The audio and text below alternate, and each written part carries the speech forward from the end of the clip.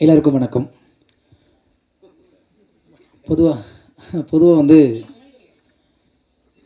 மேடைகள் அப்படின்னாவே, நெகிழனுடைய மேடைகள்னாவே எல்லா இயக்குனரையும் இவர் இயக்குவார் எப்போதுமே, நடிகர்கள் எல்லாத்தையுமே. ஆனால் அவரை வைத்து ஒருத்தர் இயக்குனார்னா நிமிஷம் பாராட்டணும். ஏன்னா தொல்லை தாங்க முடியாது.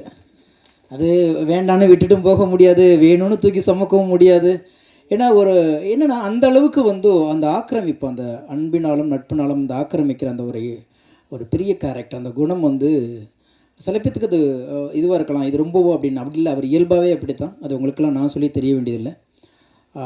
அவர் வந்து ஊடகத்துறையிலேருந்து, அதாவது பிஆர்ஓ அந்த துறையிலேருந்து ஒரு கதாநாயகனாக மாறி இருப்பது வந்து வரவேற்கக்கூடியது. அந்த படம் ரொம்ப அவருக்குன்னே ஒரு கதை அமைச்சிருப்பாங்கன்னு நினைக்கிறேன். அதில் வந்து அண்ணன் வையாபுரி அண்ணன் ரொம்ப பிரமாதமாக பண்ணியிருந்தார். இசையமைப்பாளர் வந்து ரொம்ப அழகாக பண்ணியிருந்தீங்க. ஏன்னா புது இசையமைப்பாளர்கள் வரும்பொழுது அந்த டியூன் பண்ணும்போதே வந்து அந்த டியூன் பார்த்தோம்.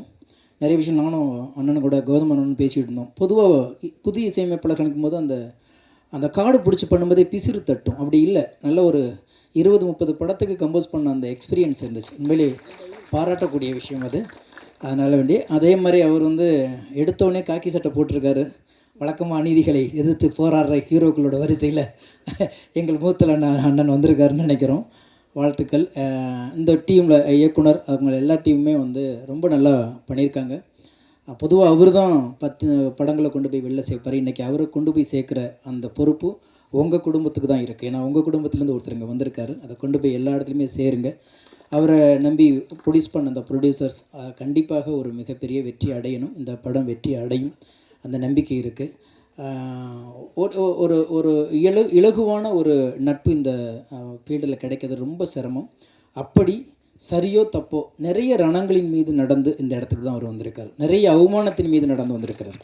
பொறாமைகளும் அவமானங்களும் எதிர்ப்புகளும் இந்த உலகத்தில் யாருமே தடமாறாமலாம் இருக்க முடியாது. எல்லோரும் ஒரு காலகட்டத்தில் தடமாறும். எல்லாரும் பிடிச்சவனாலும் இருக்க முடியாது.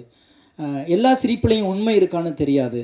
எல்லா நட்புலையும் உண்மை இருக்கான்னு தெரியாது. அதையெல்லாம் கடந்து அடுத்த கட்டத்துக்கு ஒருத்தன் தொடர்ந்து ட்ராவல் பண்ணிக்கிட்டே இருக்கானா, இயங்கிக்கிட்டே இருப்பது மட்டும்தான் வாழ்க்கை. அந்த வாழ்க்கையை முறையாக நிகழ்நன் இதுவரைக்கும் இயங்கிக்கிட்டே இருக்கிறார். இன்னும் இயங்கி கொண்டே இருக்க வேண்டும். அது வெற்றியை நோக்கி இயங்கும் என்ற நம்பிக்கை இருக்கிறது. நன்றி, வணக்கம், வாழ்த்துக்கள்.